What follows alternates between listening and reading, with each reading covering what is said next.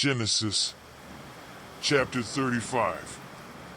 Jacob returns to Bethel. 1. God said to Jacob, "Go up to Bethel and settle there, and make an altar to the God who appeared to you when you were fleeing from your brother Esau." 2. So Jacob said to those in his house and to all who were with him, "Get rid of the foreign gods that are among you, purify yourselves, and change your clothes." 3. Come, let us go up to Bethel, where I will make an altar to the God who heard me in the day of my distress and who has been with me where I have been.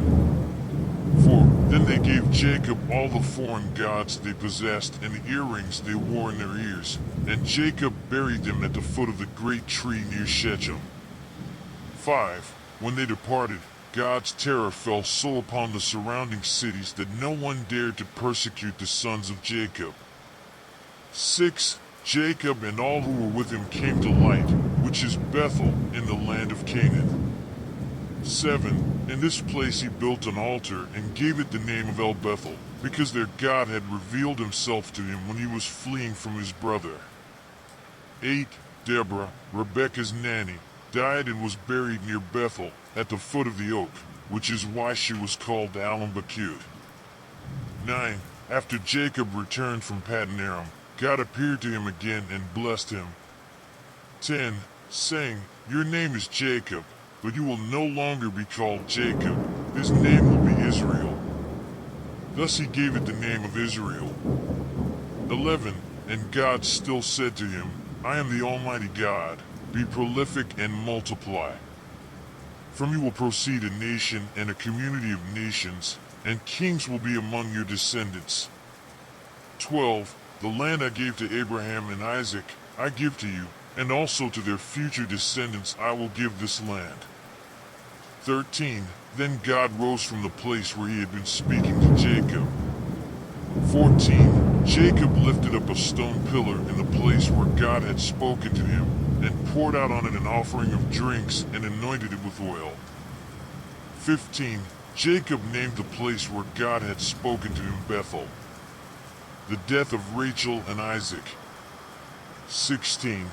They set out from Bethel, and when they were still some distance from Ephrathah, Rachel began to give birth with great difficulty.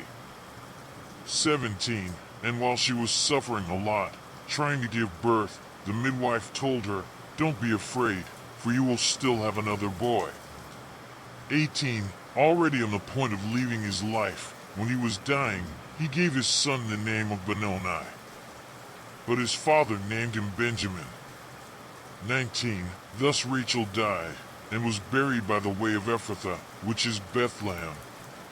20. Over his grave Jacob raised a pillar, and to this day that pillar marks the tomb of Rachel.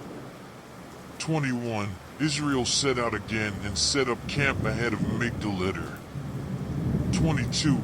At the time when Israel was living in that region, Reuben lay down with Bilhah, his father's concubine, and Israel learned of it.